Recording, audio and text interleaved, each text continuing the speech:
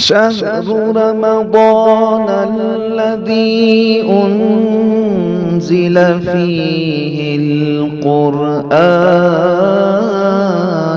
رمضان کا مہینہ وہ ہے جس میں قرآن اترا۔ نحمدہ ونصلی ونسلم علی رسولہ الکریم، اما بعد فاعوذ باللہ من الشیطان الرجیم، بسم اللہ الرحمن الرحیم۔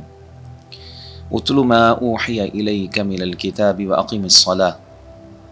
صدق اللہ العظیم وبلغنا رسولہ النبی الکریم الامین الرؤوف الرحیم۔ قال اللہ تبارک وتعالی فی شان حبیبہ ان اللہ وملائکتہ یصلون علی النبی یا ایہا الذین آمنوا صلوا علیہ وسلموا تسلیما۔ اللہم صل علی سیدنا ومولانا محمد معدن الجود والکرم منبع العلم والحلم والحکم وعلی آلہ وصحبہ وبارک وسلم صلاۃ وسلاما علیک یا سیدی یا رسول اللہ۔ معزز ناظرین، السلام علیکم ورحمۃ اللہ وبرکاتہ۔ جاگ پیس ٹی وی کی رمضان ٹرانسمیشن میں آپ تمام احباب کو خوش آمدید کہتے ہیں۔ خلاصہ تراویح میں آج آپ کے سامنے 21ویں پارے کا خلاصہ، اس کا اجمالی تذکرہ اور منتخب آیات کی تفسیر آپ کے سامنے بیان کریں گے۔ 21ویں پارے میں کل 19 رکوع ہیں اور اس میں سورہ عنکبوت کا بقیہ حصہ ہے، اور پھر اس کے بعد سورہ روم ہے، سورہ لقمان ہے، سورہ سجدہ ہے، اور پھر آخر میں سورہ احزاب کے چند رکوع ہیں۔ تو انہی سورتوں کے حوالے سے ہمارا آج کا درس ہوگا۔ ابتدا میں اگر ہم 21ویں پارے کی ابتدا میں اگر ہم دیکھتے ہیں تو اس میں اللہ تبارک و تعالی نے اقامت صلاۃ یعنی نماز کو قائم کرنے کا حکم دیا، اور اس کے بعد اہل کتاب کے ساتھ مباحثہ کرنے، مجادلہ کرنے کے آداب بیان فرمائے۔ نبی رحمت شفیع معظم صلی اللہ علیہ وسلم کی صفات کو اللہ تبارک و تعالی نے اس پہ بیان فرمایا۔ پھر اس کے بعد اللہ تبارک و تعالی نے کفار کے فرمائشی معجزات جو وہ طلب کر رہے تھے اس کا ذکر فرمایا، اور اس کے ساتھ ساتھ اللہ تعالیٰ نے رزق کے حوالے سے مثال بیان فرمائی جانوروں کی،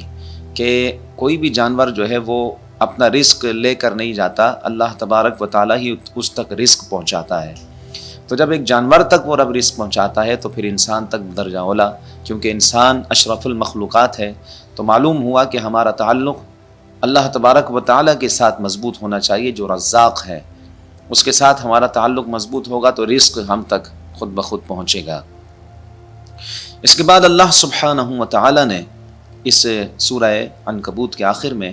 ارشاد فرمایا کہ وَالَّذِينَ جَاهَدُوا فِينَا لَنَهْدِيَنَّهُمْ سُبُلَنَا، اور جو لوگ ہماری راہ میں کوششیں کرتے ہیں تو پھر ہم ان کے لیے راہیں نکالتے ہیں۔ راہیں نکلتی ہیں جو کوششیں کرتے ہیں، مشقت اٹھاتے ہیں، تو ضرور ان کو راہ دکھائی جاتی ہے جو لوگ کوششیں کرتے ہیں۔ اس میں ہم سب کے لیے درس ہے کہ جو لوگ کسی بھی معاملے میں کوششیں کرتے ہیں، اللہ تبارک و تعالی ان کی کوششوں کو ضائع نہیں فرماتا، اور ان کی کوششوں کا بہترین اجر اللہ تعالیٰ انہیں دنیا کی زندگی میں بھی اور آخرت کی زندگی میں بھی اللہ تبارک و تعالیٰ انہیں یہ اجر اور یہ ثواب عطا فرمائے گا۔ اس کے بعد سورہ روم ہے، مکی صورت ہے، مکہ مکرمہ میں نازل ہوئی، اور اس صورت یہ ترتیب کے اعتبار سے قرآن مجید فرقان حمید کی 30ویں صورت ہے، اور نزول کے اعتبار سے یہ قرآن مجید کی 84ویں صورت ہے۔ اس صورت میں 60 آیات اور 6 رکوع ہیں، اور اس صورت کا نام جو سورہ روم رکھا گیا اس کی وجہ یہ ہے کہ اس کی دوسری آیت میں اللہ تعالیٰ نے ارشاد فرمایا غلبت الروم، اور روم کی شکست کے بعد بطور پیشن گوئی اللہ تبارک و تعالیٰ نے اس کی فتح کا ذکر کیا، اس لیے اس صورت کو سورہ روم کہا جاتا ہے۔ اس صورت میں اللہ تبارک و تعالیٰ کی توحید کو بیان کیا گیا، نبی کریم صلی اللہ علیہ وسلم کی رسالت کا تذکرہ ہے، مرنے کے بعد جو دوبارہ زندگی ہے اس کے حوالے سے اس پر دلائل بیان کیے گئے، اور ساتھ ساتھ اللہ تعالیٰ نے اس میں قیامت کے احوال کو بیان فرمایا، جزا اور سزا کو بیان فرمایا، اور پھر نیک خصائل اور عمدہ خوبیوں کا تذکرہ ہے جن کی اسلام ہمیں تعلیم دیتا ہے اور اسلام ہمیں جن کی دعوت دیتا ہے، اور اس کے ساتھ اللہ تبارک و تعالیٰ نے اس میں مشرکین کے برے اعمال کا بھی تذکرہ فرمایا۔ اسی پر اس صورت کا اختتام ہے۔ اس کے بعد سورہ لقمان ہے۔ یہ بھی مکی صورت ہے اور ترتیب مصحف کے اعتبار سے یہ قرآن مجید فرقان حمید کی 31ویں صورت ہے، اور نزول کے اعتبار سے قرآن مجید کی یہ 57ویں صورت ہے۔ اس صورت میں 34 آیات اور 4 رکوع ہیں۔ حضرت حکیم لقمان رضی اللہ تعالیٰ عنہ جو کہ نیک صالح آدمی تھے اور کئی انبیاء کرام کی تربیت میں رہے،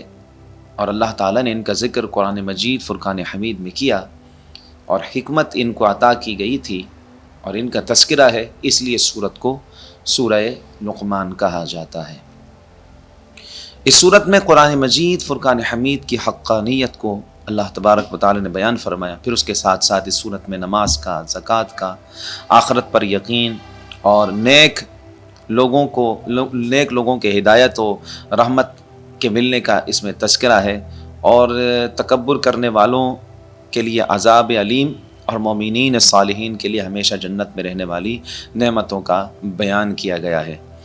اس صورت کے اندر حضرت حکیم لقمان نے اپنے بیٹے کو جو نصیحتیں کی ہیں وہ نصیحت بھی بیان کی گئی ہیں، یعنی جس طرح کے شرک سے بچنے کی، اور اسی طرح نماز کو قائم کرنے کی، اور اسی طرح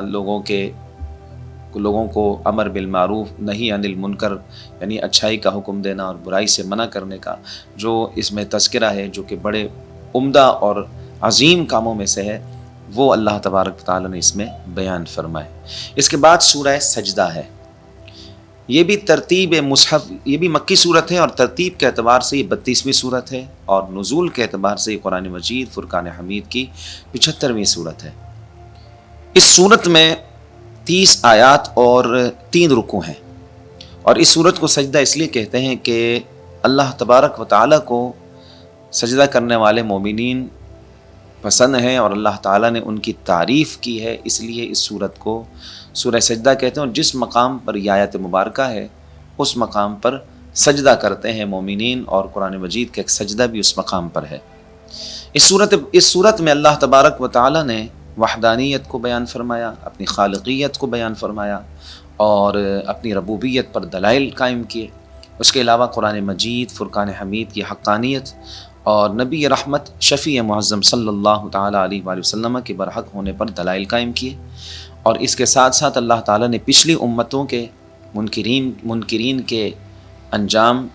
اور ان کی خرابیوں کو بیان فرمایا، ان پر عذابات جو تھے اس کا تذکرہ کیا، اور ان کا تذکرہ کرنے کی وجہ یہ بیان فرمائی کہ اس امت کے جو منکرین ہیں وہ اس سے ڈریں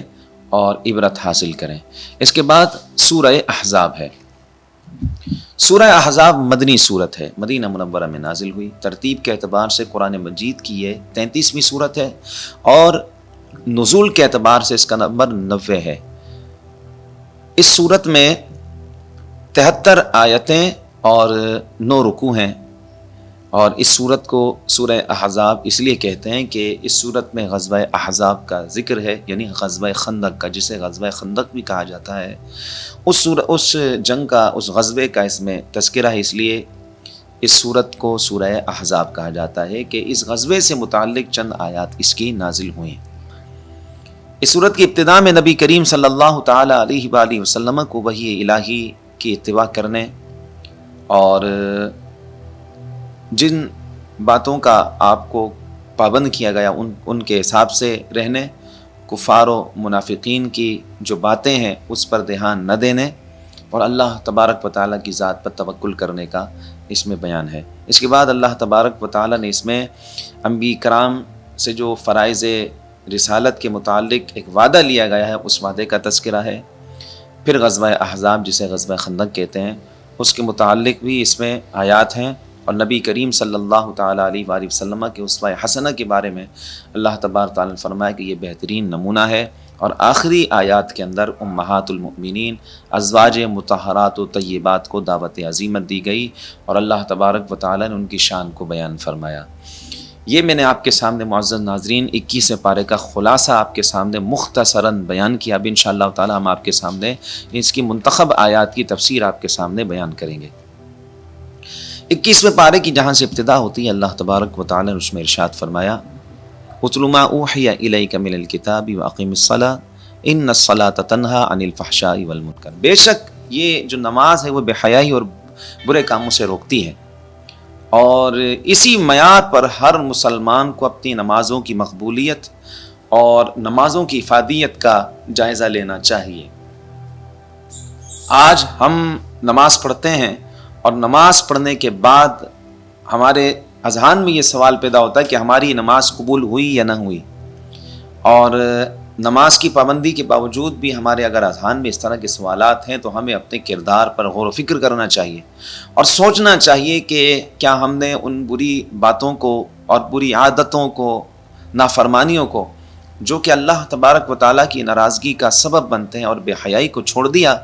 اگرچہ چھوڑ دیا تو پھر ہمیں یہ نتیجہ اخذ کرنا چاہیے کہ ہماری نمازیں اللہ تبارک و تعالیٰ کی بارگاہ میں قبول ہو رہی ہیں۔ لیکن اگر ہم نے ان باتوں کو چھوڑا نہیں اور ہمارے اعمال ویسے ہی ہیں، زبان پر ہماری جھوٹ ہے، نگاہوں میں بد نگاہی ہے، اور اسی طرح ہمارے اعمال بد ہیں، اچھے اعمال نہیں ہیں، اور ہمارا کردار مشکوک ہے، تو پھر ہمیں یہ سوچ لینا چاہیے کہ ہمارے فقط سجدہ کرنے سے کوئی فائدہ نہیں جب تک کہ ہم اپنے اعمال کو سدھاریں گے نہیں۔ بے شک نماز بے حیائی اور برے کاموں سے روکتی ہے۔ اس کے بعد نبی کریم صلی اللہ تعالیٰ علیہ وآلہ وسلم سے کفار نے کچھ فرمائشی معجزات طلب کیے، اور ان کے بارے میں اللہ تعالیٰ نے ارشاد فرمایا کہ وہ یہ کہتے تھے کہ ہمارے لیے جو ہے کوئی ایک کتاب کیوں نہیں اتر کر آ جاتی براہ راست، یہ آہستہ آہستہ کیوں اترتی ہے؟ اور وہ حضور نبی کریم صلی اللہ تعالیٰ علیہ وآلہ وسلم سے اپنے مطلب کے اور اپنی فرمائش کے اعتبار سے وہ معجزات طلب کر رہے تھے۔ تو اللہ تبارک و تعالیٰ نے فرمایا کہ قرآن مجید سے بڑھ کر کوئی اور معجزہ ہو سکتا ہے؟ قرآن مجید سے بڑھ کر کوئی اور معجزہ ہو سکتا ہے؟ یقیناً قرآن مجید بہت بڑا معجزہ ہے۔ پچھلے انبیاء کرام پر جو کتابیں نازل ہوئیں وہ فقط ان کو ہی یاد ہوا کرتی تھیں، اور نبی کریم صلی اللہ علیہ وسلم پر نازل ہونے والے قرآن کا یہ ایک اعجاز ہے کہ یہ امت مصطفیٰ کے بچوں کے سینوں کے اندر محفوظ کر دیا ہے اللہ تعالیٰ نے، اور اس لیے کہ اس کی حفاظت کا ذمہ اللہ تعالیٰ نے اپنے ذمہ کرم پر رکھا ہے۔ قرآن مجید فرقان حمید ایسا معجزہ ہے کہ اللہ تبارک و تعالیٰ نے جس وقت قرآن مجید نازل ہو رہا تھا تو عرب کے اعتبار سے ان کی فصاحت و بلاغت، ان کی عربی، ان کے جس انداز میں وہ عربی میں کلام کرتے تھے، اس کلام پر اللہ تبارک و تعالیٰ نے اس انداز پر اس قرآن مجید کو نازل فرمایا۔ تو جب قرآن مجید نازل ہو رہا تھا تو اللہ تبارک و تعالیٰ کے اس نازل کردہ قرآن مجید کے بارے میں ان کا یہ کہنا تھا کہ یہ کلام بشر ہے، کلام الہی نہیں ہے، اور نبی کریم صلی اللہ تعالیٰ علیہ وآلہ وسلم کو شاعر کہتے۔ حضور نبی کریم صلی اللہ تعالیٰ علیہ وآلہ وسلم کے بارے میں کہتے کہ یہ رات میں خود سے قرآن بناتے ہیں اور ہمیں دن میں آ کر سناتے ہیں۔ تو نبی کریم صلی اللہ تعالیٰ علیہ وآلہ وسلم نے فرمایا، اللہ تعالیٰ نے حکم دیا کہ 10 صورتیں پھر آپ بھی اس کی مثل بنا کر لے آئیں،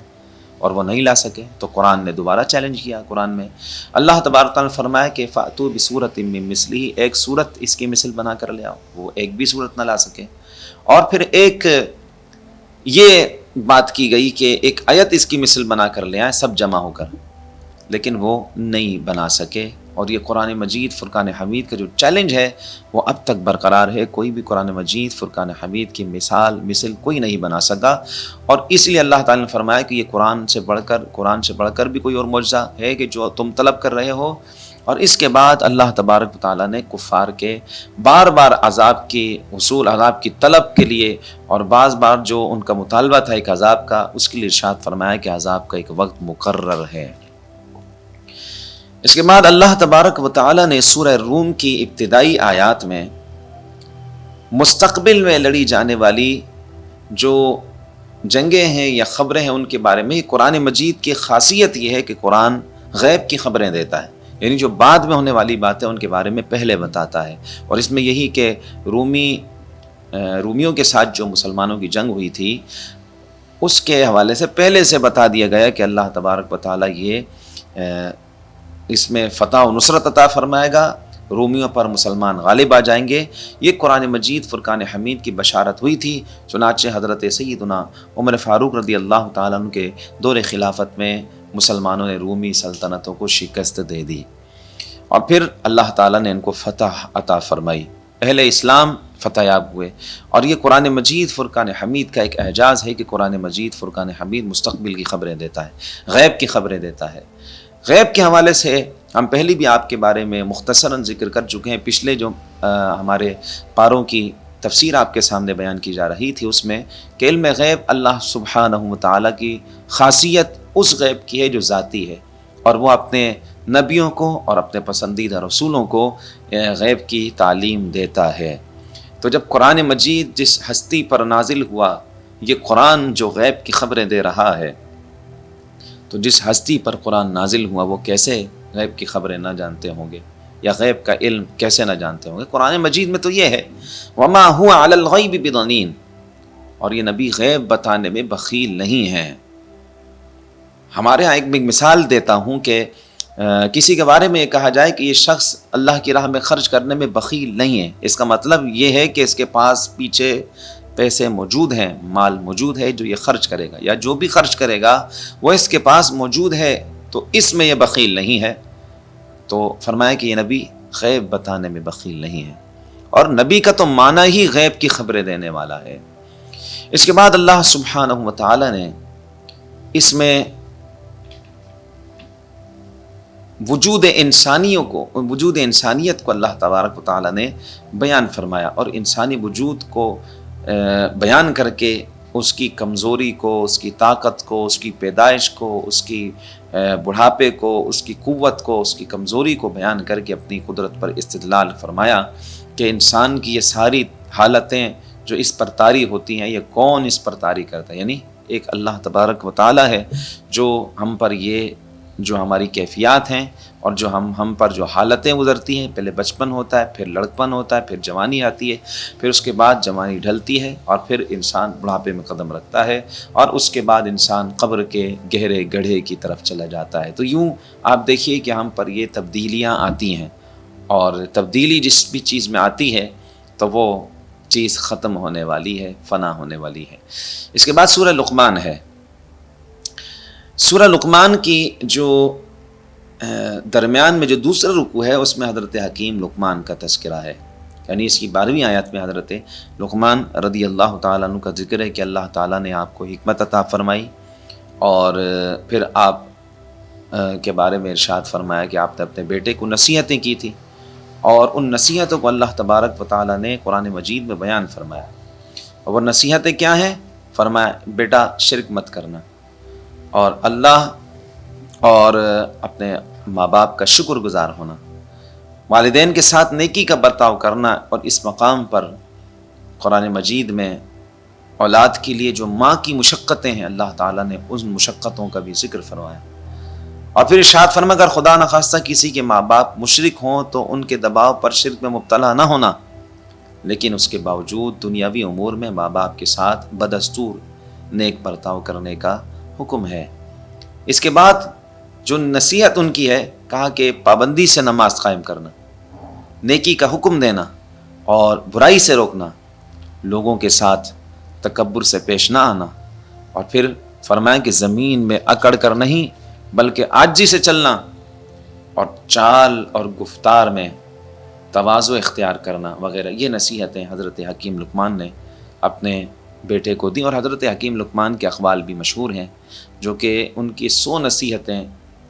کے بارے میں کہا جاتا ہے کہ 100 نصیحتیں حضرت حکیم لقمان کی پڑھنے سے تعلق رکھتی ہیں، فارسی زبان میں ہیں لیکن آج کل ان کا ترجمہ بھی میسر ہے، تو اہل علم کے لیے دعوت فکر ہے کہ وہ ان نصیحتوں کو پڑھیں اور اپنے متعلقین کو وہ نصیحتیں سمجھائیں۔ حضرت حکیم لقمان انبیاء کرام علیہم الصلاۃ والسلام کی تربیت میں رہے ہیں، اور ان کو اللہ تبارک و تعالی نے حکمت و دانائی عطا فرمائی ہے۔ اس کے بعد اس سورت کے آخر میں اللہ تبارک و تعالی نے مغیبات خمسہ کا تذکرہ فرمایا، یعنی وہ 5 چیزیں کہ جو غیب ہیں، اور وہ کیا ہے؟ یعنی قیامت کب قائم ہوگی، بارش کب برسے گی، ماں کے رحم میں کیا ہے، اور کوئی شخص کل کیا کام کرے گا، اور کس کی موت کہاں واقع ہوگی، اس بات کو اللہ تبارک و تعالیٰ نے بیان فرمایا۔ اس کا مطلب یہ ہے کہ اپنی ذات سے کوئی ان امور غیبیہ کو نہیں جانتا، ان غیبیہ امور پر مطلع نہیں ہوتا، اور بعض ایسے کہ علامات و اسباب اور قرائن اور اٹکل پچھو سے حالات کی مدد سے کچھ جو حاصل شدہ علم بھی ہے، وہ بھی اللہ تبارک و تعالیٰ کے علم کے مقابلے میں نہیں ہے، اور وہ اس بات کے منافی بھی نہیں ہے۔ تو اس لیے معزز ناظرین، جو اصل غیب ہے ذاتی حیثیت سے وہ اللہ تبارک و تعالیٰ کی شایان نشان ہے۔ اس کے بعد سورہ سجدہ کی ایک آیت مبارکہ کی تفسیر آپ کے سامنے بیان کر کے پھر اگلی سورۃ الاحزاب کی ایک دو آیتوں کی تفسیر کر کے پھر آپ سے اجازت چاہیں گے۔ سورہ سجدہ کی آیت نمبر 7 میں اللہ تعالیٰ نے ارشاد فرمایا کہ انسان کی پیدائش مٹی سے ہوئی ہے، نسل انسانی کے لیے جو جوہر حیات ہے اس کا ذکر فرمایا، اور ساتھ ساتھ انسان کو روح پھونکنے کا تذکرہ ہے، پھر اسی طرح آنکھ، کان اور دل جیسی جو نعمتیں اللہ تعالیٰ نے ہمیں عطا فرمائی ہیں ان نعمتوں کا تذکرہ ہے۔ معزز ناظرین، اللہ تبارک و تعالیٰ نے ہم پر بے شمار نعمتیں کی ہیں، اگر ہم غور و فکر کریں، سوچیں سمجھیں، اور ایک مقام پر اللہ تعالیٰ نے ارشاد فرمایا وَإِن تَعُدُّوا نِعْمَةَ اللَّهِ لَا تُحْصُوهَا، اگر تم اللہ کی نعمتوں کو گننا چاہو، شمار کرنا چاہو، ہرگز نہیں گن سکتے۔ شمار، کوئی ایسا بندہ پیدا ہی نہیں ہوا کہ جو اللہ کی نعمتوں کو گن سکے، شمار کر سکے، تو اللہ کی نعمتوں کو کوئی نہیں گن سکتا۔ اور اللہ تعالیٰ نے ہمیں کان دیے ہیں، ہمیں آنکھیں دی ہیں، ہمیں دل دیا ہے۔ معزز ناظرین، جو ہمارے دوست احباب امراض کا شکار ہیں، کان کے ذریعے آنکھوں کے امراض کا شکار ہیں، یا وہ دل کے امراض میں مبتلا ہیں، آپ ان کی کیفیات سے واقف ہیں کہ کتنی مشکلات کے ساتھ ان کی زندگی گزرتی ہے، یا جن کے پاس آنکھیں ہیں ہی نہیں یا کان موجود ہی نہیں، اس نعمت کا پتہ ان کو لگتا ہے، یا اس نعمت کی اہمیت ان لوگوں کو حاصل ہوتی ہے، ان لوگوں کو پتہ ہوتی ہے جن کے پاس یہ نعمت موجود نہیں ہوتی ہے۔ تو ان نعمتوں کو اللہ تعالیٰ نے اس میں بیان فرمایا، اور اس لیے تاکہ بندہ ان نعمتوں پر اللہ کا شکر ادا کرتا رہے۔ سورہ احزاب کی 8ویں آیت میں غزوہ احزاب کا بیان ہے۔ غزوہ احزاب میں مسلمانوں کی تعداد کچھ قدرے زیادہ تھی، اور مسلمان اپنی اس تعداد کو دیکھ کر جو ہے کچھ ان کے زبان پر ایسے جملے آ گئے تھے جو اللہ تبارک و تعالیٰ کو پسند نہیں ہیں، اور پھر اللہ تبارک و تعالیٰ نے مسلمانوں کی مدد بھی فرمائی اس جنگ میں، اور تیز آندھی کے ذریعے غیبی لشکر بھیجے کہ جنہوں نے کفار کے جو خیمے لگے ہوئے تھے وہ بھی اکھاڑ کے پھینک دیے، اور اسی طرح مسلمان جو ہے اس میں جو ان کی خیمے وغیرہ الٹ گئے، ان کی دیگیں وغیرہ اس سے الٹ گئیں، اور ان کے جانور جو ہے وہ رسیاں توڑا کر بھاگنے لگے۔ تو وہ تو یہ سوچ رہے تھے کہ ہم مسلمانوں پر کامیابی حاصل کر لیں گے، لیکن اللہ تبارک و تعالیٰ کی طرف سے یہ جو مسلمانوں کی مدد ہوئی آندھی کے ذریعے، اس سے وہ نامراد ہو کر واپس جانا پڑا ان کو، اور اسی کو نصرت الہی کہتے ہیں۔ اس کے بعد اللہ تبارک و تعالیٰ نے منافقین کا اس میں ذکر فرمایا ہے، جو اس جنگ میں جنہوں نے بزدلانہ مزاج اور بزدلانہ روش اختیار کی ہوئی تھی، اور ایک منافق کی یہی علامت ہے کہ وہ موقع پڑنے پر بھاگ جاتا ہے۔ منافقین کا یہ طرز عمل تھا کہ جب مسلمان جیتنے لگتے تو وہ مسلمانوں کی طرف آ جاتے، اور جب مسلمانوں کی طرف سے شہادتیں ہوتی تو وہ بھاگ جاتے۔ تو یہی بات اللہ تعالیٰ نے بیان فرمائی کہ موت سے فرار، اور مسلمانوں کو بھی ورغلاتے تھے، اور مسلمانوں کو ڈراتے تھے کہ جنگ سے یہ نقصان ہے، یہ نقصان ہے، لیکن جس وقت مسلمانوں کی فتح ہوتی، مال غنیمت مسلمانوں کے ہاتھ آتا، تو مال غنیمت لینے کے لیے وہ پیش ہوتے، اور اپنے بھی جو جھوٹے کارنامے ہیں وہ بیان کر کے مال غنیمت میں اپنا حصہ رکھتے۔ اسی صورت کے اندر اللہ تبارک و تعالی نے نبی کریم صلی اللہ تعالی علیہ وآلہ وسلم کی سیرت پاک کے بارے میں ارشاد فرمایا، لَقَدْ كَانَ لَكُمْ فِي رَسُولِ اللَّهِ أُسْوَةٌ حَسَنَةٌ، کہ نبی کریم صلی اللہ علیہ وسلم کی جو سیرت مبارکہ ہے، زندگی ہے، وہ سب کے لیے بہترین نمونہ ہے۔ کس کے لیے؟ جو اللہ پر اور قیامت کے دن پر ایمان رکھتا ہو۔ معزز ناظرین، ہمارے آقا صلی اللہ تعالیٰ علیہ وسلم کی سیرت مبارکہ ہم سب کے لیے بہترین نمونہ ہے، اس پر عمل کریں۔ سیرت کی کتابوں میں نبی کریم صلی اللہ علیہ وسلم کی اوصاف حمیدہ بیان کیے گئے ہیں۔ نبی کریم صلی اللہ تعالیٰ علیہ وسلم کی جو معمولات زندگی تھے وہ بیان کیے گئے ہیں، ان سے سبق حاصل کریں۔ آقا علیہ السلام کے مبارک جو عادات تھیں ان کو اپنائیں، سنتوں پر عمل کریں۔ تو حضور علیہ السلام کا جو اسوہ ہے، جو سیرت ہے، وہ اہل ایمان کے لیے اور جو اللہ پر ایمان رکھتا ہو، جو قیامت کے دن پر ایمان رکھتا ہو، اس کے لیے بہترین نمونہ ہے۔ زندگی گزارنے کے لیے ہمارے آقا صلی اللہ تعالیٰ علیہ وسلم کی سیرت سے بڑھ کر کچھ نہیں ہے۔ اور نبی کریم صلی اللہ علیہ وسلم کی سیرت میں ہمیں معاشرے سے متعلق ہر موقع کے لیے ہمیں اس میں کوئی نہ کوئی پہلو لازمی ملے گا جہاں آقا علیہ السلام نے اپنی اس امت کے لیے رہنمائی کی ہو۔ تو یقیناً مطالعہ کرنا چاہیے، سیرت کا عمیق نظر سے مطالعہ کرنا چاہیے، غور و فکر کے ساتھ پڑھنا چاہیے۔ اور بزرگان دین تو یہ فرماتے تھے کہ رات کا 1 گھنٹہ اپنے آقا کو دیا کرو، حضوری کے ساتھ۔ آپ یوں سمجھیں کہ آپ حضور کی بارگاہ میں حاضر ہیں، اور آپ سیرت کی کوئی بھی کتاب آپ لے لیں اور اسے 1 گھنٹہ توجہ کے ساتھ پڑھیں، اور تصور میں آپ کے کیا ہے کہ آپ بارگاہ مصطفیٰ میں حاضر ہیں۔ اپنے آقا کو 1 گھنٹہ لازمی رات کا کوئی ایسا پہر رکھیں جس میں آپ سیرت کی کتب کا مطالعہ بھی کریں، اور تصور آپ کا یہ ہو کہ آپ حضور کی بارگاہ میں حاضر ہیں۔ اور پھر آپ دیکھیے سرکار کا اگر کرم ہو گیا تو سرکار علیہ السلام ضرور اپنے دیدار سے مشرف فرمائیں گے۔ اس صورت کے آخر میں نہیں، اس پارے کے آخر میں امہات المؤمنین ازواج مطہرات کے حوالے سے اللہ تبارک و تعالی نے ارشاد فرمایا، اگر تم میں سے کسی کو دنیا کی زندگی کی زینت مطلوب ہو تو اسے اختیار کرنے کی اجازت ہے، اور اگر تمہیں اللہ اور اس کا رسول اور دار آخرت مطلوب ہے تو یقین رکھو کہ اللہ تعالیٰ نے اپنے نبی کی نیک شیار بیویوں کے لیے اجر عظیم تیار کر رکھا ہے۔ اور پھر اس میں کسی مومن کو شک نہیں ہونا چاہیے کہ ازواج رسول صلی اللہ تعالیٰ علیہ وسلم نے دنیا کی عارضی زیب و زینت اور راحتوں پر آخرت کی ابدی اور دائمی نعمتوں کو ترجیح دی تھی۔ تمام ازواج مطہرات ہماری مائیں ہیں، ان کا ادب، ان کا احترام ہم سب پر لازم ہے،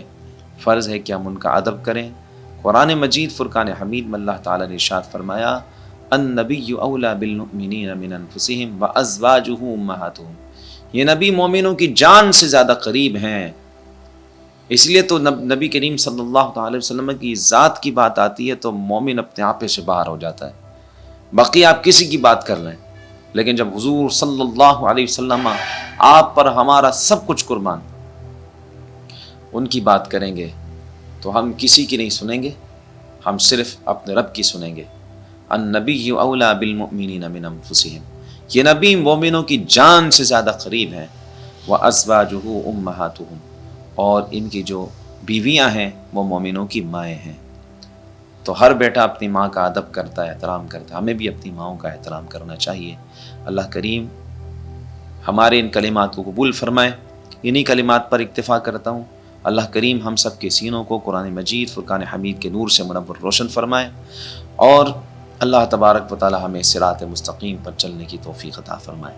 السلام علیکم ورحمۃ اللہ وبرکاتہ۔ شهر رمضان الذي أنزل فيه القرآن،